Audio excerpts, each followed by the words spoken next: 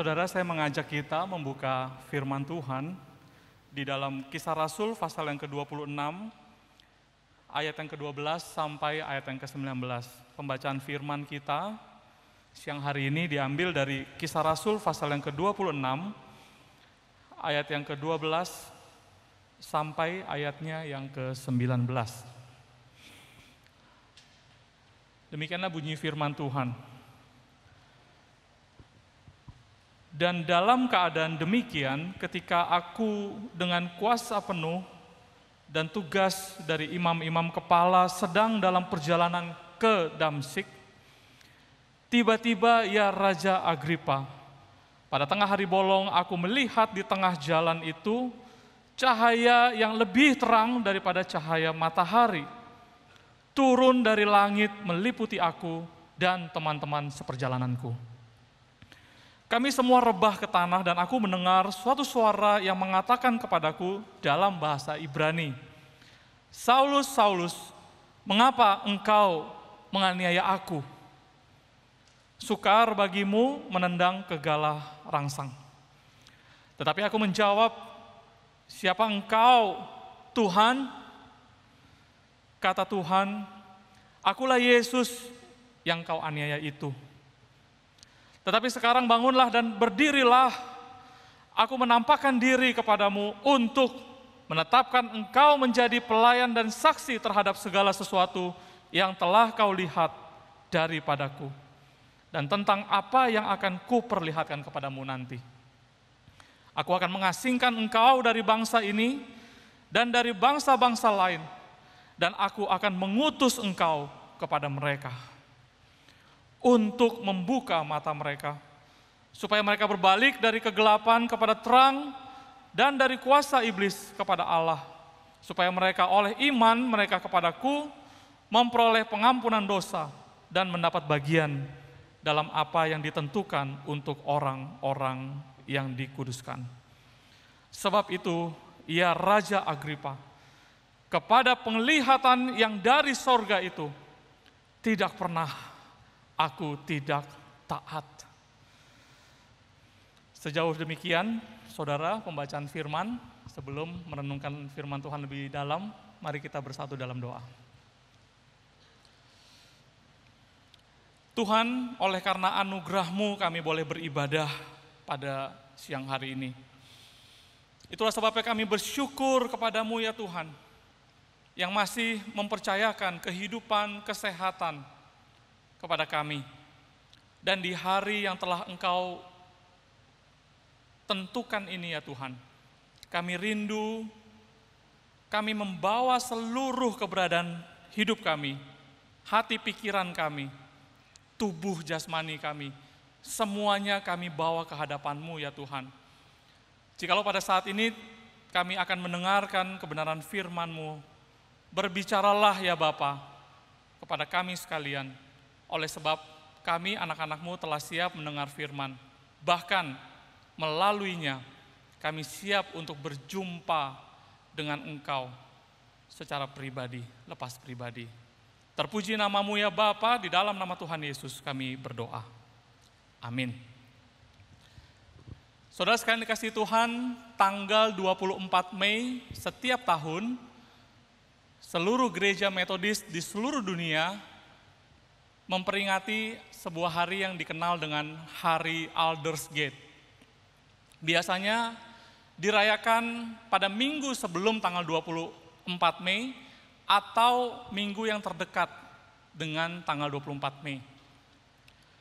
Saudara, apa yang terjadi pada Hari Aldersgate itu?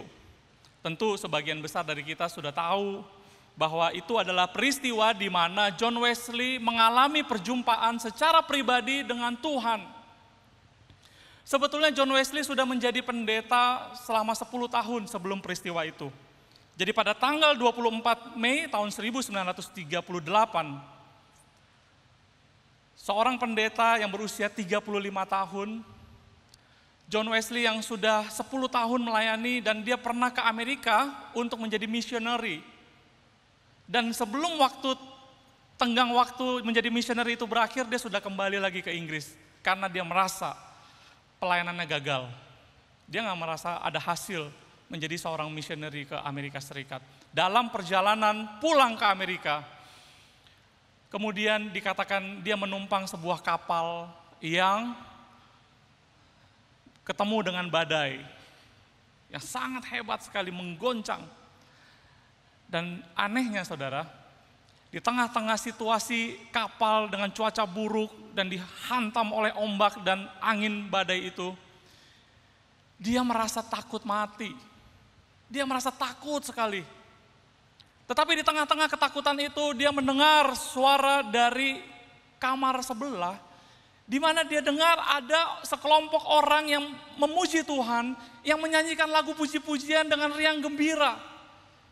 Saudara bisa bayangkan, di tengah-tengah ketakutan dia akan kematian, kan dia pikir, siapa tahu dia tidak bisa melewati malam itu. Siapa tahu itulah malam terakhir dia hidup.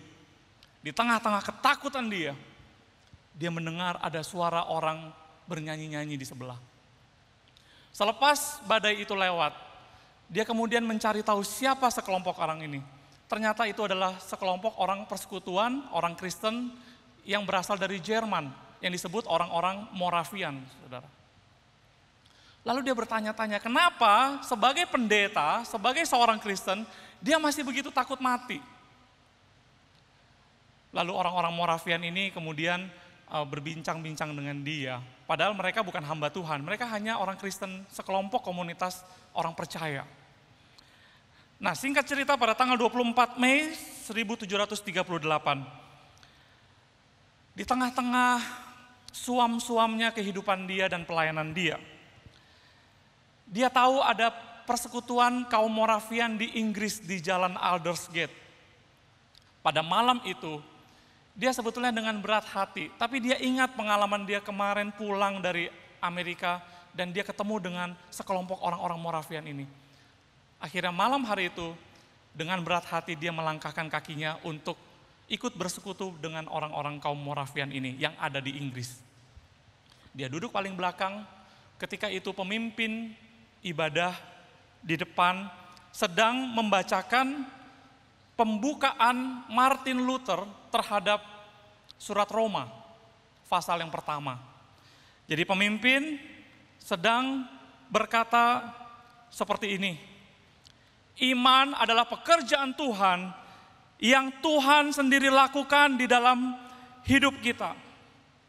Pekerjaan Tuhan itu dapat membuat kita menjadi orang yang sepenuhnya berbeda di dalam hati, pikiran, perasaan, dan semua kemampuan kita.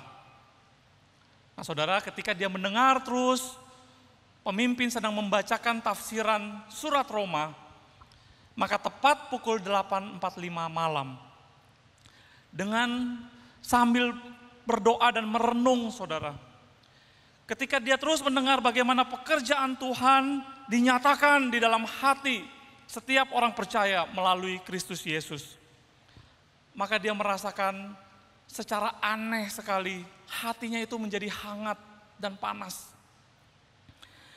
Pada saat itu dia merasakan baru betul-betul percaya kepada Tuhan Yesus.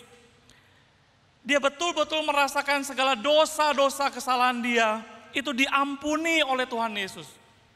Dan malam hari itu saudara, dia baru merasakan adanya jaminan keselamatan hidup yang kekal. Sehingga dia tidak lagi takut menghadapi kematian.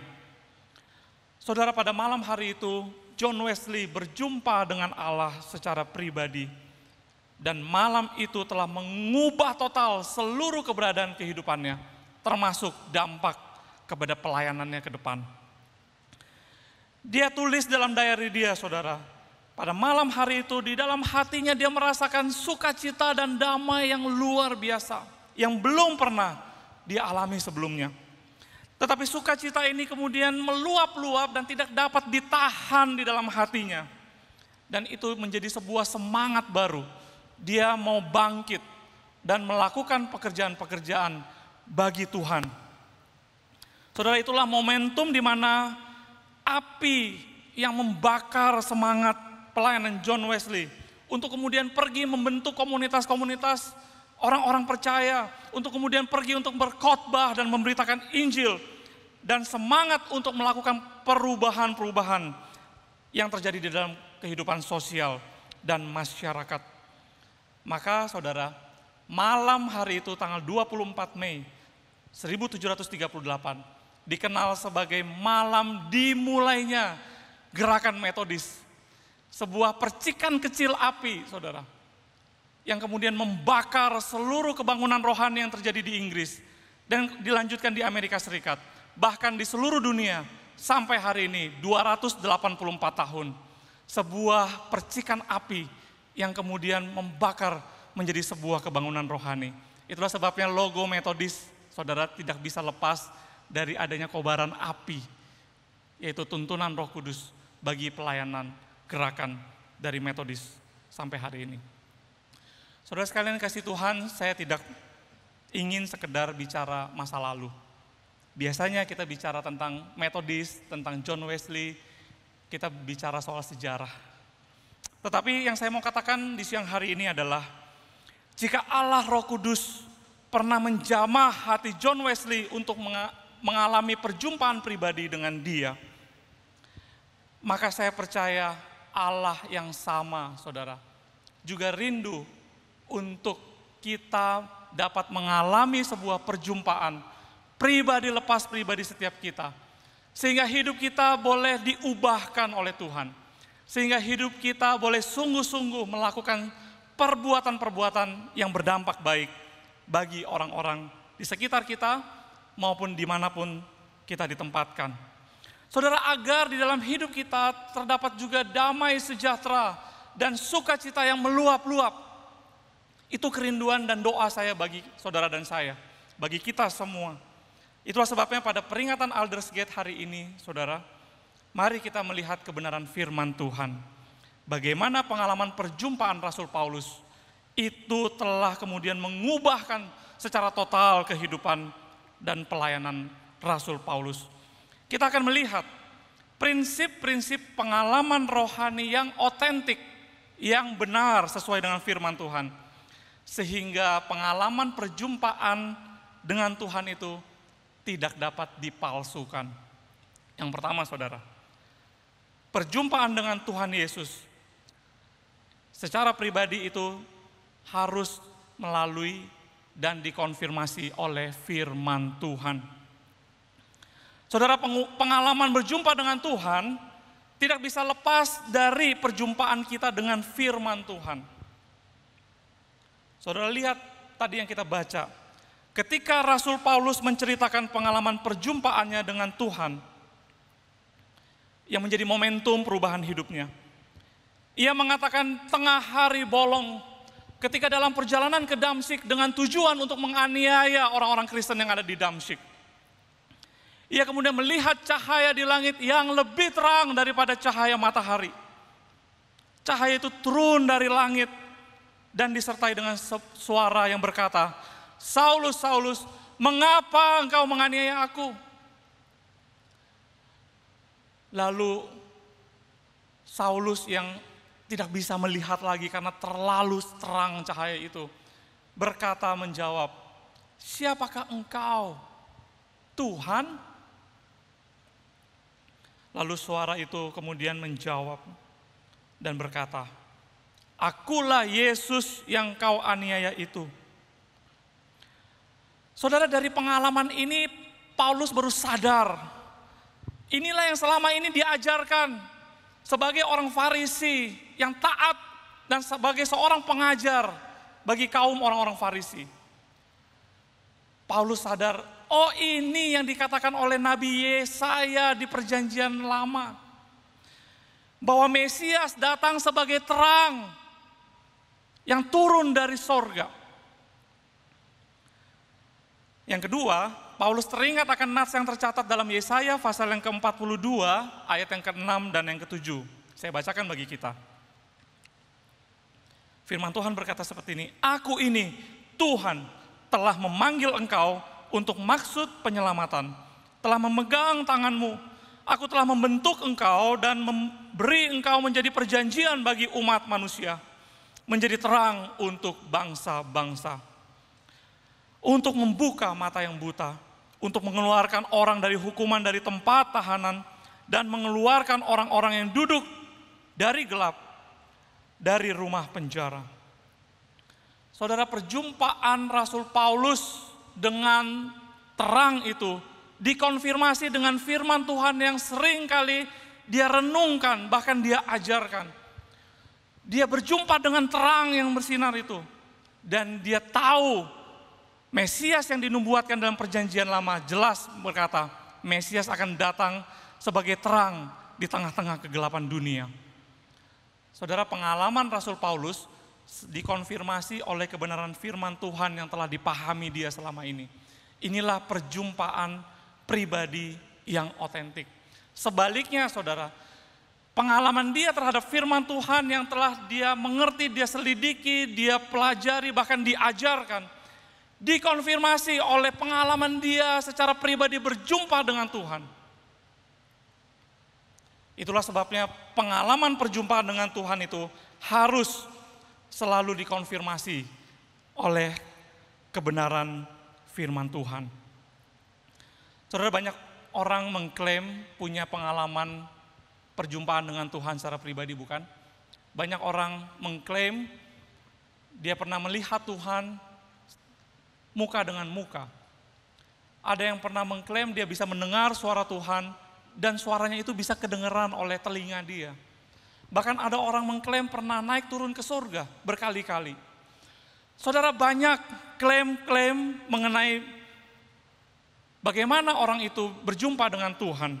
Tetapi pertanyaannya adalah, apakah semua itu dikonfirmasi dengan kebenaran firman Tuhan yang sungguh-sungguh berbicara? Atau sebaliknya saudara, banyak orang yang suka meneliti membaca firman Tuhan, yang sangat paham kalau diajak menjelaskan atau berdiskusi tanya jawab tentang firman Tuhan.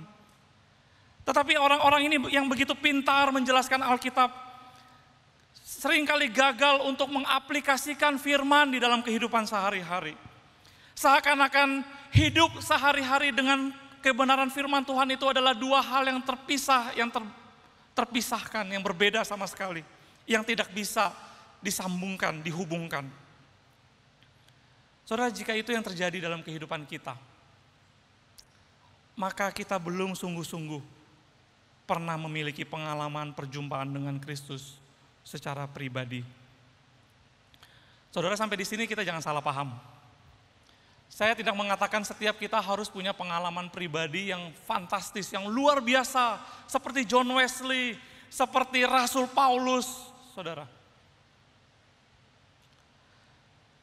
Faktanya saudara, kebanyakan perjumpaan pribadi itu yang Tuhan lakukan bersama-sama dengan anak-anaknya, itu biasanya secara bertahap dan melalui keseharian hidup kita. Bagaimana firman Tuhan berbicara setiap hari dan Kristus hadir di situ, berbicara di dalam hati kita dan dikonfirmasi melalui peristiwa-peristiwa yang kita temui dalam sehari lepas sehari. Saudara, ingat ketika Rasul Paulus berkata kepada Timotius, anak rohaninya. Paulus berkata seperti ini, saudara. Ingatlah bahwa sejak kecil engkau telah mengenal kitab suci yang telah memberi hikmat kepadamu, yang telah menuntun engkau kepada keselamatan oleh iman kepada Kristus Yesus. Saudara, Rasul Paulus tidak pernah berkata, hai Timotius, ingatlah kamu pernah berjumpa dengan Tuhan melalui sebuah pengalaman, yaitu sinar yang turun dari langit, sebuah cahaya yang lebih terang daripada matahari. Enggak, saudara. Dan Alkitab juga tidak pernah mencatat ada pengalaman rohani yang spektakuler yang terjadi pada Timotius, anak rohani Rasul Paulus, yang kemudian Tuhan pakai untuk melanjutkan pelayanan jemaat-jemaat yang telah dirintis oleh Rasul Paulus. Saudara, dikatakan sejak kecil engkau telah mengenal kitab suci. Itu artinya di dalam keseharianmu firman Tuhan berbicara kepadamu. Dan firman Tuhan juga berbicara melalui keseharian pengalaman-pengalaman yang engkau temui, yang akhirnya menuntun engkau, mengarahkan engkau kepada keselamatan di dalam Tuhan Yesus. Saudara sekalian dikasih Tuhan, perjumpaan yang otentik kita dengan Tuhan selalu dikonfirmasi oleh kebenaran firman Tuhan. Biarlah ini saling menggenapi satu dengan yang lainnya. Biarlah kebenaran firman Tuhan yang telah kita baca digenapi di dalam pengalaman hidup yang kita alami. Sebaliknya, biarlah di dalam pengalaman hidup yang kita alami, saudara, ada firman Tuhan yang berbicara dalam hati kita, agar kita menggenapi rencana Tuhan di dalam kehidupan kita. Yang kedua, perjumpaan yang mengubahkan itu, yang otentik adalah sebuah perjumpaan yang menguduskan kita. Saudara, pengalaman berjumpa dengan Tuhan secara pribadi selalu bertujuan pertama-tama untuk menguduskan kita, menyucikan kita. Ketika kita berhadapan dengan Tuhan yang Maha Kudus dan Maha Mulia itu, saudara, maka kemudian kita terekspos dengan terang itu, dan tidak ada yang bisa kita sembunyikan dari cahaya kemuliaan Tuhan. Kita diperhadapkan dengan terang kemuliaan Tuhan, dan di sanalah disingkapkan seluruh dosa-dosa, kelemahan-kelemahan kita secara jelas di hadapan Tuhan. Maka di sini kita melihat orang yang sungguh-sungguh pernah atau secara terus-menerus mengalami Tuhan di dalam kehidupannya, orang yang dekat dengan Tuhan, pastilah orang yang hidupnya semakin lama semakin kudus, semakin suci, saudara. Semakin benar hidupnya. Kenapa, saudara? Karena setiap orang yang mengalami kehadiran Tuhan, yang dekat dengan Tuhan, akan menyadari keberdosaan dia. Dan dia semakin takut dan gentar untuk melakukan dosa, menikmati dosa lagi. Karena relasi dia sama Tuhan udah terlalu dekat. Saudara, saya kembali kepada orang-orang yang suka mengklaim dekat dengan Tuhan. Orang-orang yang punya pengalaman-pengalaman ketemu dengan Tuhan. Bahkan orang-orang yang merasa punya akses kepada Tuhan itu lebih langsung, dia bisa bypass ketemu Tuhan. Sebuah akses khusus yang tidak dimiliki oleh orang-orang lain. Mari kita cross check kehidupan dia. Betul, dia mengklaim dia punya hubungan dekat dengan Tuhan. Tetapi apakah hidupnya ada perubahan? Bagaimana dengan kata-kata yang sering keluar dari mulutnya dalam hidup sehari-hari? Ternyata yang bohong, tetap suka bohong. Walaupun dia mengklaim dia punya pengalaman fantastis, ketemu dengan Tuhan, berjumpa dengan Tuhan. Hidupnya tetap munafik, masih terikat di dalam dosa-dosa, masih suka menghakimi, menyudutkan, menyakiti hati orang lain. Saudara, kalau hidup tidak berubah, maka semua pengalaman-pengalaman yang diklaim itu pasti bohong dan manipulasi belaka. Karena ketika kita berjumpa dengan Tuhan, kita pasti disadarkan akan dosa kita terlebih dahulu. Ketika kita melihat sinar kemuliaan Tuhan, saudara, kita nggak ada kesempatan untuk melihat orang lain. Yang pertama kita lihat adalah kebobrokan, dosa dan kesalahan kita. Di sini kita melihat Rasul Paulus ketika dia berjumpa dengan Tuhan, dia sadar dia orang berdosa. Dan semakin dia dekat dengan Tuhan, dia semakin merasa lebih tidak layak lagi. Kita melihat 3 proses tahap bagaimana Rasul Paulus semakin dekat dengan Tuhan, semakin dia merasa dia makin berdosa. Semakin dia dekat sama Tuhan, dia makin berdosa.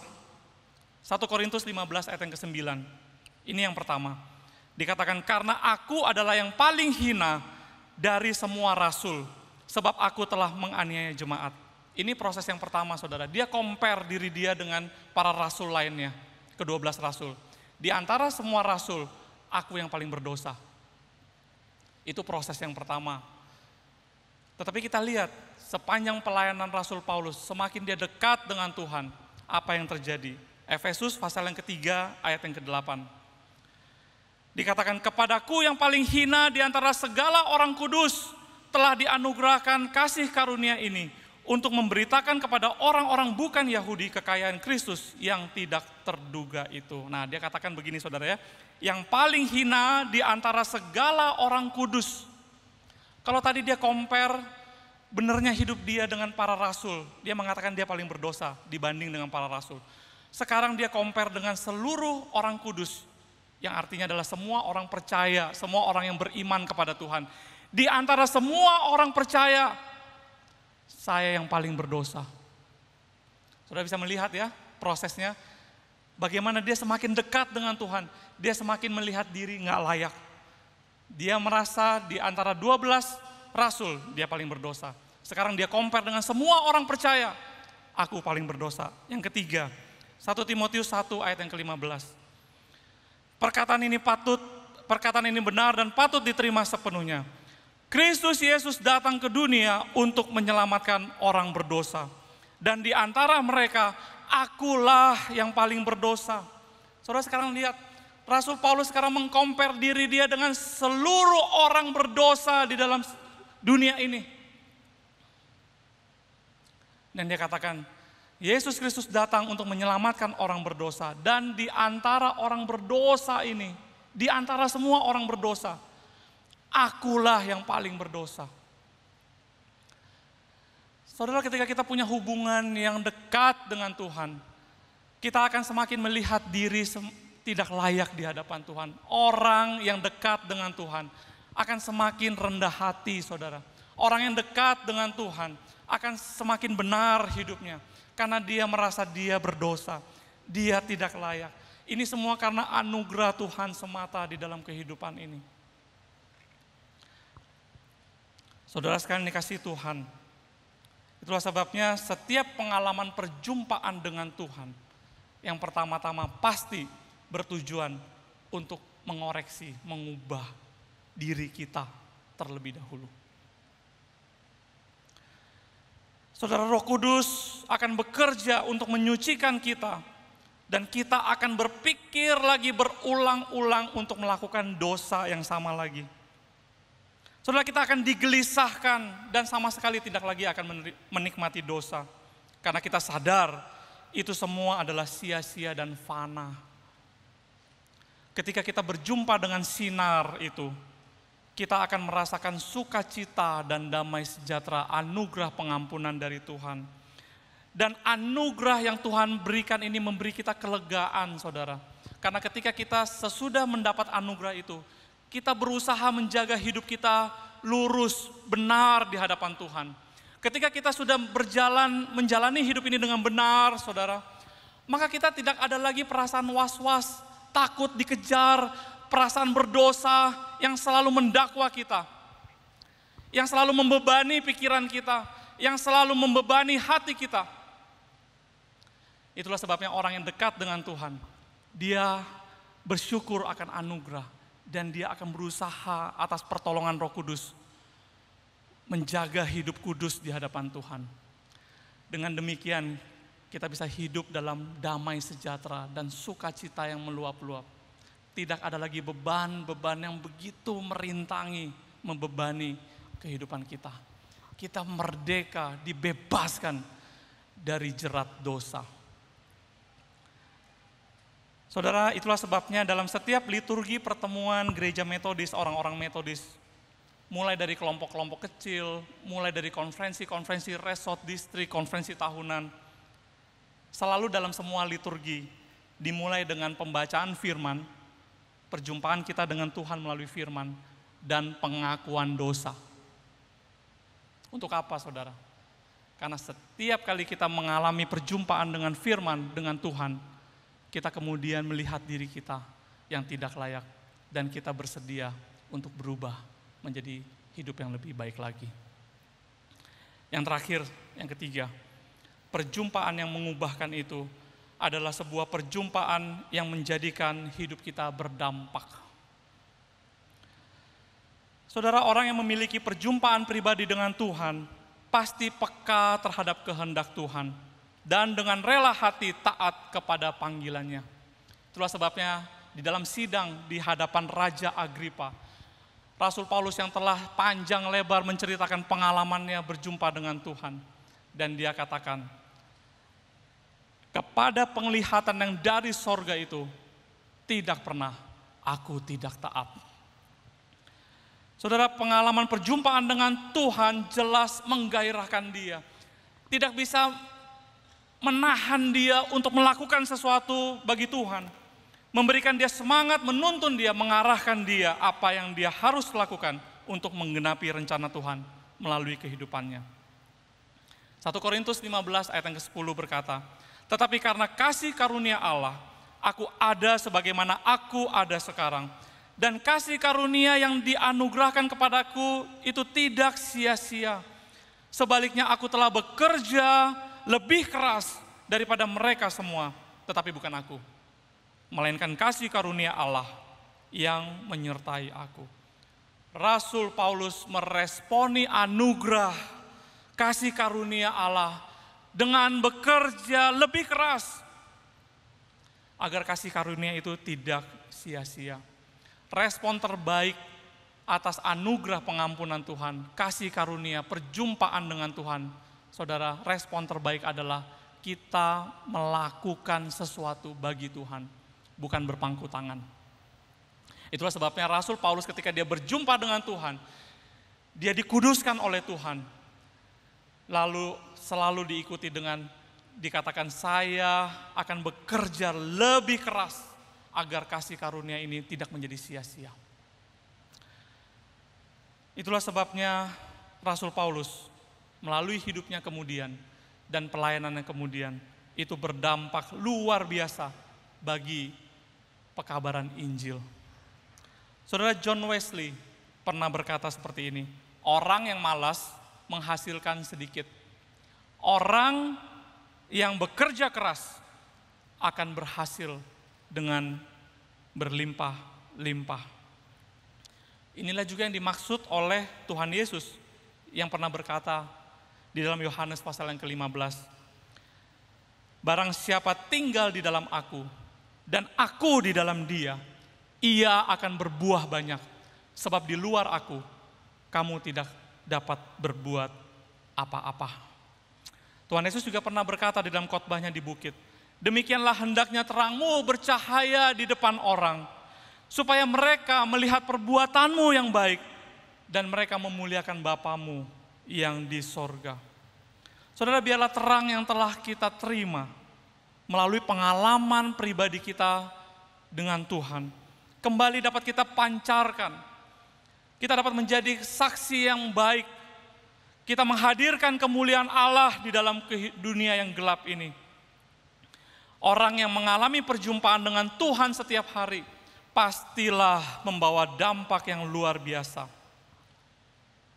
Dimanapun Tuhan tempatkan, kepada siapapun kita temui, kapan dan di mana saja. Saudara, pada tahun 2010 silam, kira-kira 12 tahun yang lalu, bulan Oktober 2010, saya berkesempatan mengunjungi Kota Sibu, Sarawak di Malaysia. Malaysia sebelah timur, ya, yang satu pulau dengan Kalimantan itu, saudara. Jadi ketika pertama kali ke sana bersama dengan rekan-rekan dari komisi misi, saya melihat itu kota yang sangat tenang, rapih, teratur, bersih, begitu, saudara ya. Padahal kalau dilihat warna sungainya itu sama dengan warna sungai Kapuas yang di Kalimantan Barat. Karena memang mereka sharing lahan yang sama, tanah yang sama, kontur alam yang sama. Tetapi bedanya itu kota bersih sekali, rapih sekali, tentram dan nyaman sekali. Lalu setelah beberapa hari ada di sana, kita mengadakan rapat dan kunjungan-kunjungan. Dan saya baru tahu bahwa ternyata mayoritas gereja-gereja yang ada di Kota Sibu itu adalah gereja Metodis. Mungkin 60% sampai 70% semua gereja yang ada di Sibu itu gereja Metodis, mayoritas, saudara. Ada gereja, ada sekolah. Dan kita bisa melihat bukan hanya gereja yang banyak di sana, tetapi gereja Metodis menyediakan pelayanan-pelayanan yang berdampak positif bagi masyarakat Kota Sibu. Jadi kita melihat contohnya, ada yang namanya dibangun Youth Center. Sebuah tempat di mana anak muda itu bisa berolahraga di situ, ada tempat hiburan di situ, ya, untuk anak-anak muda, karaoke dan lain sebagainya. Tetapi di situ tujuannya apa, saudara? Supaya anak-anak muda tidak mencari hiburan di tempat lain. Dan Youth Center ini bukan hanya sekedar bagi semua jemaat-jemaat remaja pemuda gereja Metodis yang ada di Kota Sibu saja, tetapi disediakan bagi seluruh anak muda di kota itu bisa bergabung dan menikmati fasilitas itu. Dan yang paling menarik adalah kita mengunjungi sebuah tempat, yaitu tempat pendidikan bagi anak-anak berkebutuhan khusus, special needs. Itu bahasa bagusnya. Bahasa yang nggak bagusnya, anak-anak yang kurang beruntung, saudara, yang dilahirkan cacat. Saudara, kalau di Indonesia, ada anak yang dilahirkan cacat, baik itu secara fisik dan mental, biasanya ditaruh di rumah aja, bukan? Keluarga itu merasa itu sebuah aib. Dan ya udah di rumah aja, sampai dewasa, sampai apa, ya udah di rumah aja. Tapi di sana gereja Metodis menyediakan tempat untuk menampung anak-anak itu. Dan dikasih pendidikan, pembinaan, saudara. Bukan hanya pendidikan, sampai lulus pendidikan dikasih pekerjaan. Mereka sampai bisa dianggap diperlakukan seperti manusia normal. Seperti orang biasa. Yang udah bertahun-tahun di situ, yang udah selesai pendidikan dasar dan udah bekerja di situ. Datang untuk bekerja ke tempat itu, saudara. Jadi nanti ada dari pos Malaysia datang dan memberikan setumpuk surat-surat untuk dicap, distempel. Mereka bekerja yang mudah seperti itu. Nanti ada mobil KFC datang untuk memberikan bahan-bahan bumbu dan mereka bekerja untuk memasukkan bumbu ke dalam packing yang lebih kecil-kecil seperti itu. Mereka bekerja dan mereka dihidupi dari situ. Saya rasa luar biasa orang-orang dengan lahir yang kurang beruntung di sana. Oleh pelayanan gereja Metodis, mereka dapat menikmati kehidupan yang lebih baik. Dan itu menolong sekali banyak orang yang ada di kota Sibu. Saudara, karena begitu tertariknya saya kemudian pengen tahu ini siapa ini yang bangun pelayanan Metodis yang ada di kota Sibu. Ternyata ada 2 tokoh penting yang saya temukan, yaitu pertama adalah seorang dari Fuzhou, dari Hokkien, dari daratan Tiongkok yang bernama Wong Nai Xiong, dan yang kedua adalah seorang missionary dari Amerika Serikat, yaitu Reverend James Hoover. Mereka berdualah yang pertama kali sampai ke Sibu, ke Sungai Merah, dan mereka membangun pelayanan, gereja, sekolah, dan seluruh pengembangan daya ekonomi masyarakat, semuanya mereka bangun.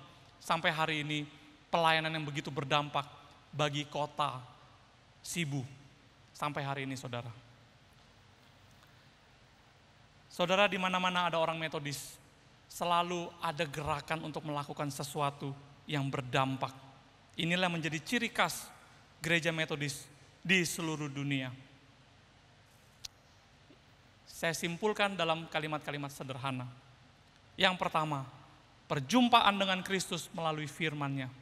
Yang kedua, mengejar hidup kudus. Yang ketiga, melakukan sesuatu bagi kemuliaan Tuhan. Itulah sebabnya orang-orang Metodis ketika mereka berkumpul dalam kelompok-kelompok kecil, mereka saling menjaga dan saling mengawasi. Dalam pertemuan-pertemuan itu, disertai dengan 3 pertanyaan di awal pertemuan itu. Apakah kamu sudah berjumpa dengan Tuhan secara pribadi hari ini? Yang kedua, apakah kamu sudah bertobat dari dosa-dosamu? Dan yang ketiga, apakah engkau sudah melakukan perbuatan baik hari ini? Dalam setiap pertemuan orang-orang Metodis, 3 pertanyaan ini selalu ditanyakan untuk saling mengingatkan. Apakah engkau sudah berjumpa dengan Tuhan hari ini secara pribadi? Apakah engkau sudah bertobat dari dosa-dosamu? Apakah engkau sudah melakukan perbuatan baik hari ini? Saya rindu, saudara, pertanyaan ini kemudian kita bisa saling bertanya di dalam mesbah keluarga kita. Mulai dari keluarga kita setiap hari. Kalau kita ada kesempatan berjumpa dengan keluarga kita, ketika kita ada kesempatan bicara hal-hal rohani, mari kita bicarakan hal ini. Apakah engkau sudah berjumpa dengan Tuhan hari ini? Apakah engkau sudah bertobat dari dosa-dosamu? Perbuatan baik apa yang telah kau lakukan hari ini? Bahkan juga dalam setiap kelompok live kita, saya mendorong kita saling mengawasi untuk bertanya 3 pertanyaan ini. Dan biarlah Metodis bukan sekedar sejarah lagi. Biarlah kita bisa menggairahkan kembali kehidupan kerohanian kita. Di zaman ini, pada waktu ini, di tempat ini, saudara. Hidup kita bisa memuliakan nama Tuhan. Amin. Mari kita berdoa.